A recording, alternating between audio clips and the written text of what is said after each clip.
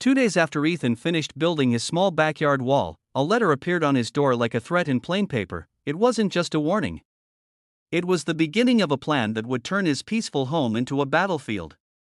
And by the end of this story, the HOA president would fear her own shadow. Ethan Miller had moved into Willow Creek to start over. Quiet streets, clean lawns, polite smiles, everything looked safe. The wall wasn't tall or ugly. It was simple, modern, and built to give privacy after his mother moved in with him. But the HOA president, Karen Whitlock, saw it like an insult. At the next HOA meeting, Karen stood up with her clipboard and announced, "That wall is not approved. It must be removed." Her voice was sweet, but her eyes were sharp. Ethan calmly explained he had followed the city code, even pulled permits. Karen didn't care. She smiled and said, "City code doesn't matter here. HOA rules do." Then she leaned closer and lowered her voice. "Remove it. Or we'll fine you until you lose this house." Ethan's stomach dropped. This wasn't about a wall. This was control. And Karen had chosen him as her target. Ethan walked out of that meeting with the whole room staring at him. And a strange feeling that something darker was coming next. Ethan thought the threat was just intimidation until the fines started stacking like bricks. Every morning brought a new notice: violation. Violation. Violation. The amount climbed fast, like someone wanted him to panic and run. Karen didn't just send letters. She sent people. HOA inspectors began showing up unannounced, taking photos, measuring the wall, whispering like detectives. Neighbors who once waved now watched him through curtains. Even the mailman looked uncomfortable. One afternoon, Ethan found a bright orange sticker slapped on his wall: "Remove or legal action." It wasn't official city work. It was pure HOA pressure. Ethan peeled it off, hands shaking, and noticed a small camera across the street pointed at his yard. That night, his mother sat at the kitchen table, quietly folding laundry. "Beta, are we safe here?" she asked softly. Ethan forced a smile. "Yes, Mom. It's just paperwork." But inside, he felt something worse than fear: humiliation. Karen was turning the neighborhood into her audience. And Ethan into the villain. He tried to speak to Karen privately. He knocked on her door, calm and respectful. She opened it with a smile that didn't reach her eyes. "Ethan," she said, "I warned you. You can still fix this." "Fix what?" he asked. "A wall that follows the law?" Karen tilted her head. "You don't understand. I don't lose." And as she closed the door slowly, Ethan realized the truth. Karen wasn't enforcing rules.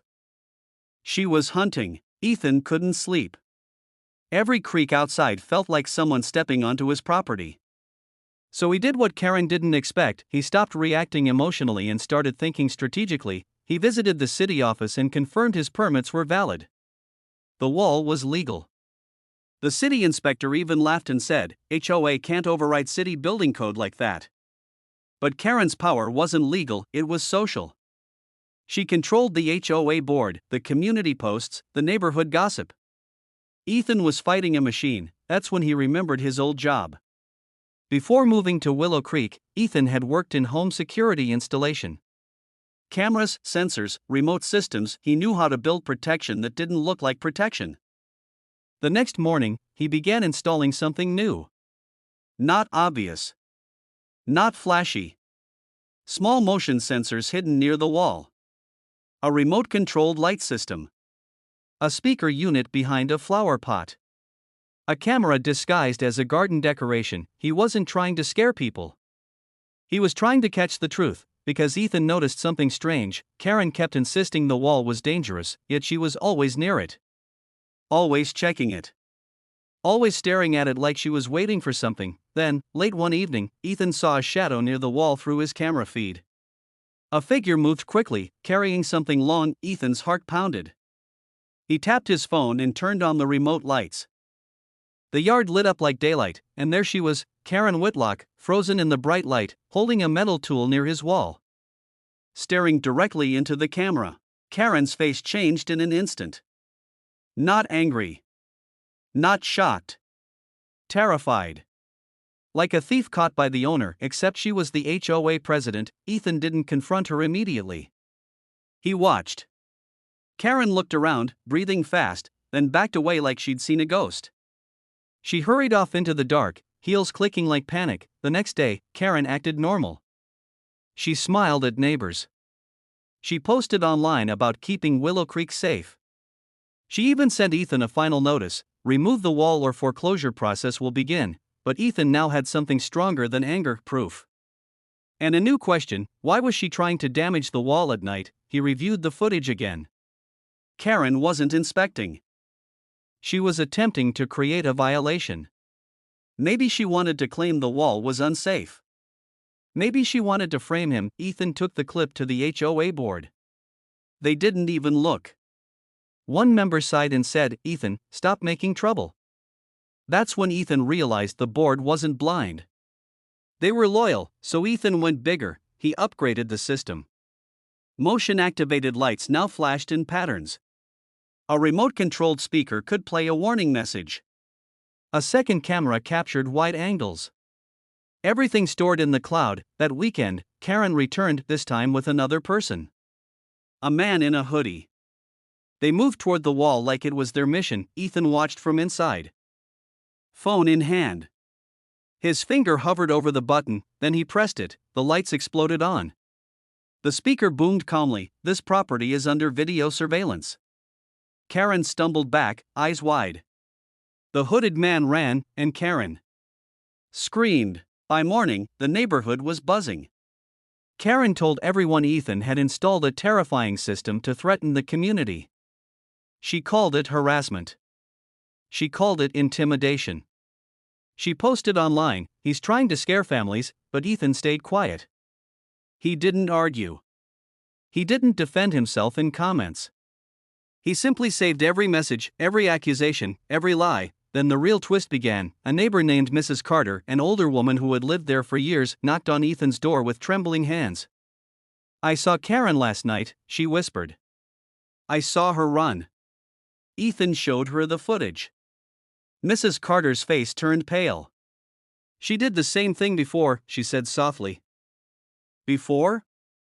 Ethan asked. Mrs. Carter swallowed hard. "There was a man.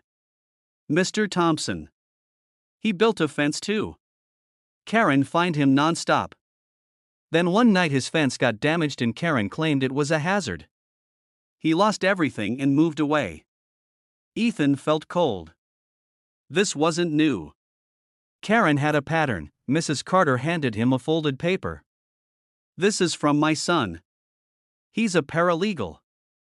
He said if you want to fight her, you need evidence and witnesses." That night, Ethan wrote a detailed timeline. Dates. Fines. Notices. Video clips. Witness statements. Everything. Karen thought she was the storm. But Ethan was building something stronger than a wall. He was building a case, and the moment Karen filed foreclosure paperwork, Ethan was ready to hit back with the one thing she feared most: a courtroom. The courthouse felt colder than Ethan expected. Not because of the air conditioning, but because Karen walked in like she owned the building. Red blazer. Perfect hair. Fake confidence. She sat with her lawyer and whispered, smiling. Ethan's mother held his hand quietly. His lawyer, Ms. Ramirez, leaned close and said, "Stay calm. Let her talk." Karen took the stand first. She spoke dramatically about community safety, property values, and fear.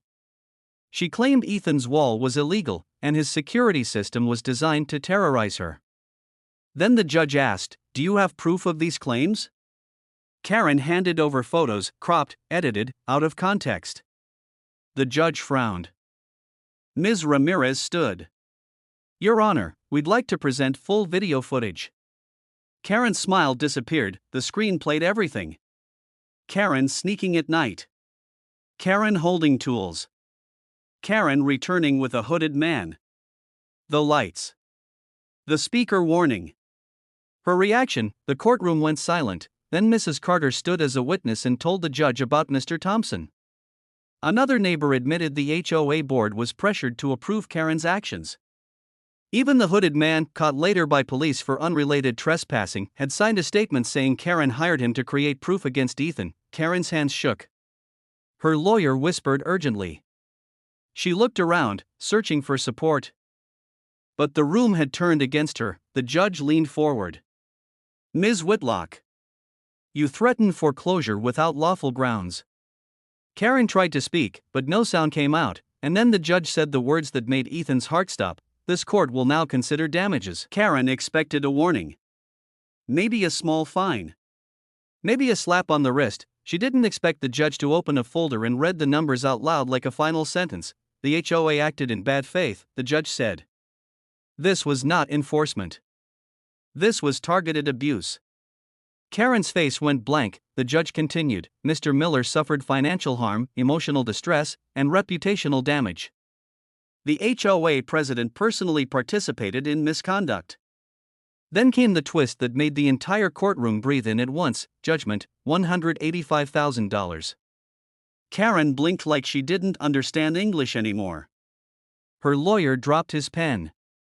The HOA board members stared at the floor. Ethan didn't celebrate.